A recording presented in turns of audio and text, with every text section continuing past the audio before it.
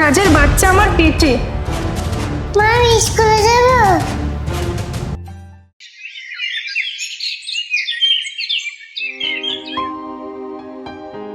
আজকে কিন্তু ম্যাম অঙ্কটা খুব ভালোই বোঝালো, বল। আরে ভাই তুই অঙ্ক বুঝলি? আমি তো ম্যামকেই দেখছিলাম। হ্যাঁ, ক্লাসে সবাই জানে তুই স্কুলে পড়তে যাস কম আর ম্যাডামদেরকে দেখতে যাস বেশি। সত্যি বলতে পূজা ম্যামকে দেখলে না আমার মাথায় আর কিছু ঢোকে না। উফ, কি দেখতে। দেখ এবার কিন্তু একটু বেশি বাড়াবাড়ি হয়ে যাচ্ছে। তুই যদি আর ম্যামের দিকে তাকাস না, আমি আর তোর সাথে কথাই বলবো না। আরে তোরা ঝামেলা করিস না। আরে তুই তো জানিসও এমন, ও কোনোদিনও শুধরাবে না। কিন্তু ওকে তো আমি ভালো করেই ছাড়বো। হ্যাঁ দেখ, যদি চেষ্টা করে পারিস। শোন, এসব এখন ছাড়, সামনে কিন্তু এক্সাম, এবার একটু পড়াশোনার দিকে মন দে, নয়তো এবার নিঘাত আবার ফেল মারবি। ওসব চিন্তা করতে হবে না, কাছে কেনা আছে, এবার শুধু কাটা বাকি। কি রে, তার মানে তুই টুকলি করবি? যদি ধরা পড়িস কি হবে ভাবতে পারছিস? দাঁড়া, তোর টুকলি আমি করাচ্ছি, কালকে আমি স্যারকে গিয়ে সব বলবো। আরে না না, প্লিজ প্লিজ বলিস না, আমি তো ইয়ার্কি মারছিলাম। এই এই দেখ আমি কান ধরছি। আরে অনু, ওর কান ধরা কথা বিশ্বাস করিস না। যে ম্যাডামকে দেখার জন্য টাই পরে আসতে ভুলে যায়, সে আর কি কথা রাখবে। তুই চুপ কর তো, চল তো। আর বিকালে তাড়াতাড়ি পড়তে চলে আসিস, তোর জন্য যাতে দাঁড়িয়ে থাকতে না হয়। আচ্ছা ঠিক আছে।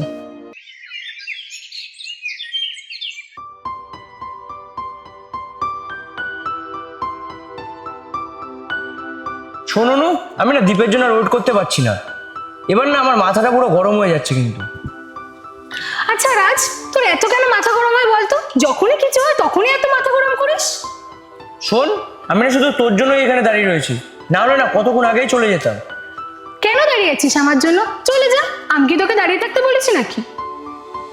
আসলে কি বলতো, তোকে না আমি একা ছাড়তে চাইনি, তার জন্যই আমি তোর জন্য দাঁড়িয়েছি। কেন কেন একা ছাড়তে চাস না তুই? আসলে আমি তোকে আমার জন্য দাঁড়িয়ে আছিস না? না, তোর বাবার বরযাত্রী যাবো বলে। আচ্ছা রাজ, তুই কি বলতে যাচ্ছিলিস? ছাড়, এখন আর বলার মুড নেই, টিউশন থেকে ফেরার পথে বলবো। আচ্ছা ঠিক আছে, চল তাহলে।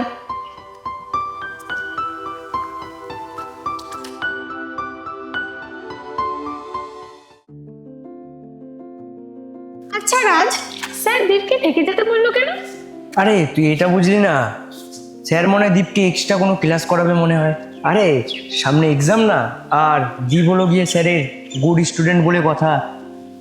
আচ্ছা রাজ, তুই কি বলবি বলছিলিস? বুঝলিও না, তোকে না আমি অনেকদিন ধরে একটা কথা বলতে চাই। আসলে কি বলতো, যখনই তোকে বলতে যাই না, ওই শালা দীপ কোথা থেকে এসে হাজির হয়ে যায়। আচ্ছা ঠিক আছে, এখন বল। আসলে আমি না তোকে খুব ভালোবাসি। দেখ রাজ, সত্যি কথা বলতে আমিও তোকে খুব ভালোবাসি, কিন্তু তোর এই ফ্ল্যাটিং করা সবের জন্য না আমি কোনোদিন তোকে বলে উঠতে পারিনি। অনু তুই একবার রাজি হয়ে যা, দেখবি আমি সব কিছু ছেড়ে দেবো, পুরো ভদ্র ছেলের মতো হয়ে যাবো। ভদ্র ছেলে হয়ে যাবি তুই? সেটাও আমাকে মানতে হবে? আগে হয়ে দেখা, তারপর ভেবে দেখ। প্লিজ প্লিজ তুই একবার রাজি হয়ে যা। সত্যি বলছিস তো? হ্যাঁ আমি সত্যিই বলছি।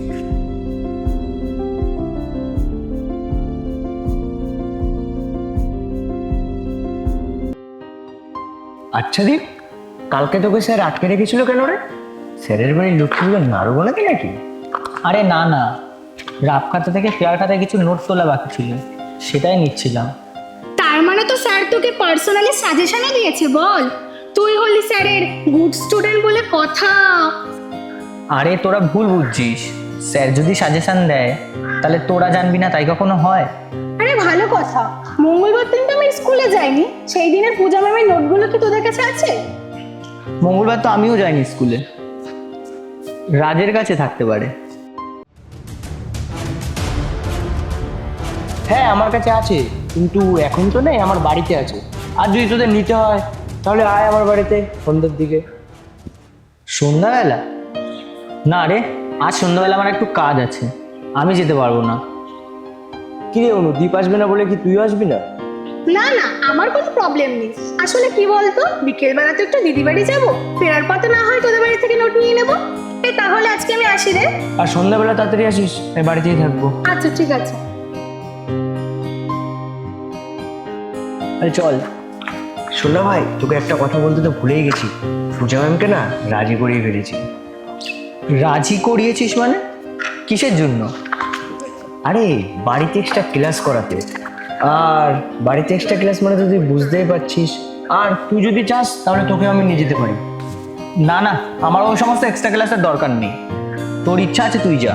ঠিক আছে, চল, কালকে দেখা হচ্ছে।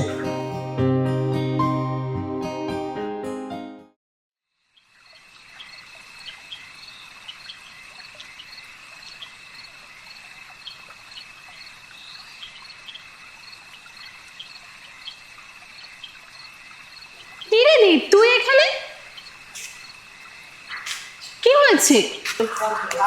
আসলে তোকে অনেকদিন ধরে একটা কথা বলবো ভাবছিলাম, কিন্তু রাজের সামনে বলতে পারছিলাম না। কেন রে, কি বলবি বল?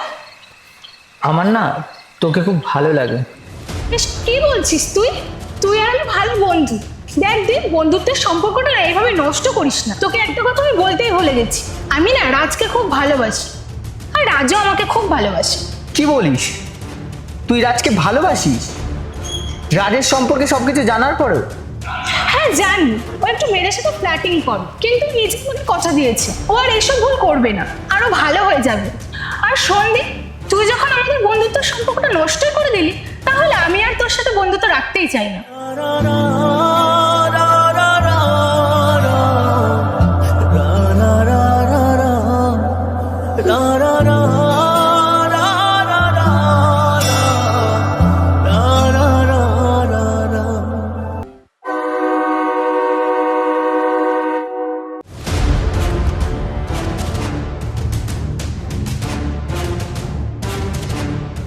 অনু, তুই কি করছিস এসব? আমি বাঁচতে চাই না দীপ, আমি মরে যেতে চাই। বেঁচে থাকলে এই মুখ আমি আর কাউকে দেখাতে পারবো না রে। আরে কি হয়েছে আমাকে বল, আমি তো আছি। সেদিন রাজ, এই রাজ, এত লেট করলি? আমি তো পুরো ঘুমিয়েই পড়েছিলাম। আরে ওই রাস্তায়, ছাড় বাদ দে, তুই নোটসগুলো দে তো। আরে প্রথমবার শ্বশুর বাড়ি আসলি, ঘরটা একবার দেখে যা। আচ্ছা ঠিক আছে, চ।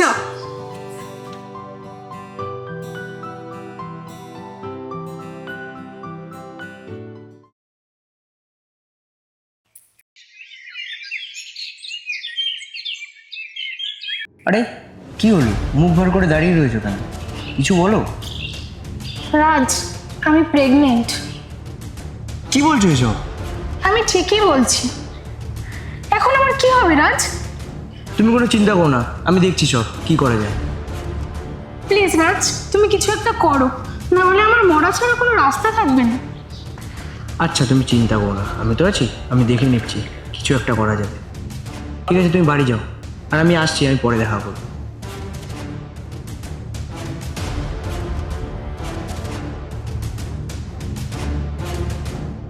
The number you're calling is currently switched on. Please try later.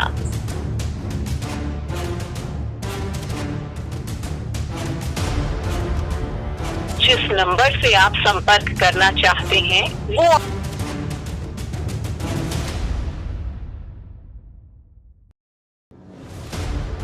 সেদিন যদি আমি তোর কথাগুলো শুনতাম, তাহলে হয়তো আজকে আমাকে এই দিনটা দেখতে হতো না রে দীপ। জানিস দীপ, রাজের বাচ্চা আমার পেটে, আর রাজকে ছাড়া এই বাচ্চা নিয়ে আমি বেঁচে থাকতে পারবো না রে। তুই কি পাগল হয়েছিস? তোদের দুজনের ভুলের শাস্তি এই বাচ্চাটাকে কেন দিবি? আর রইল তোদের দায়িত্ব নেওয়ার কথা। আজ থেকে তোদের দুজনের দায়িত্ব আমি নিলাম। তোকে আমি আগেও বলেছি, এখনো বলছি, তোকে আমি খুব ভালোবাসি। সারা জীবন তোকে আগলে রাখবো। সারা জীবন আমার সাথে থাকতে পারবি তো?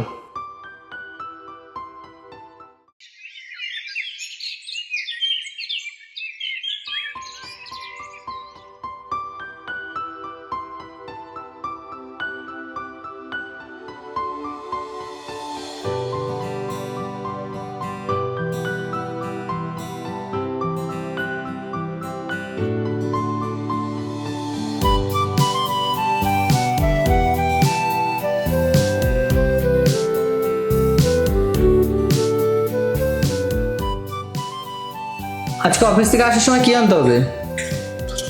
যা খাবে তাই নিয়ে আসবে। ও হ্যাঁ, আলুটা ফুরিয়ে গেছে, আলুটা নিয়ে এসো কিন্তু মনে করে। আর বলেছিলি দুধটাও শেষ হয়ে গেছে, নিয়ে এসো।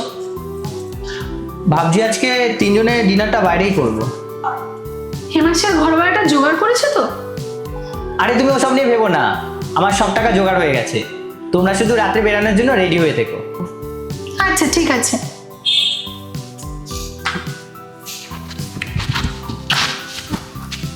আসছি তাহলে, আচ্ছা বাবা। টাটা।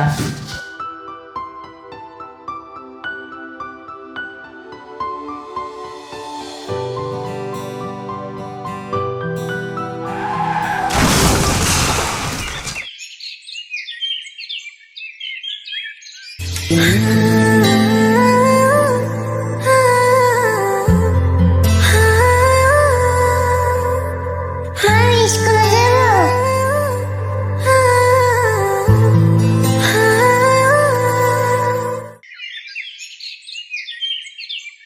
বাবা, স্কুলে কিন্তু সব টিফিন কমপ্লিট করবে, আর ম্যাম যা যা টাস্ক দেবে সব কিন্তু করে নিয়ে আসবে, ঠিক আছে তো?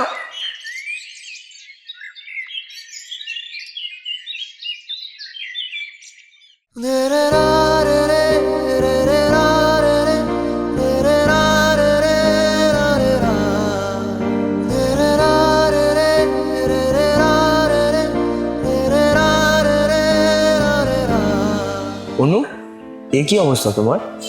তুমি আমাকে এসব জিজ্ঞাসা করছো রাজ? যখন তুমি আমাকে এই অবস্থায় ফেলে রেখে গিয়েছিলে, একবারও ভেবে দেখেছিলে এই বাচ্চাটাকে নিয়ে আমি সমাজে কিভাবে বাঁচবো? আমি দীপের কাছে খুব কৃতজ্ঞ অনু, পারলে আমাকে ক্ষমা করে দিও। আচ্ছা অনু, আমরা পারি না আমাদের জীবনটাকে আবার আগের মতন নতুন করে শুরু করতে? হয় না রাজ, জীবনটাকে শূন্য করে দিয়ে চলে গিয়েছিলে, তখন দীপই এসে আমার জীবনটাকে পূর্ণ করে দিয়েছে। যখন আমার তোমাকে দরকার ছিল তখন দীপ আমার পাশে ছিল, আর এখন জীবনের বাকিটা সময় আমি দীপের স্মৃতি বুকে আগলিয়ে বাঁচতে চাই।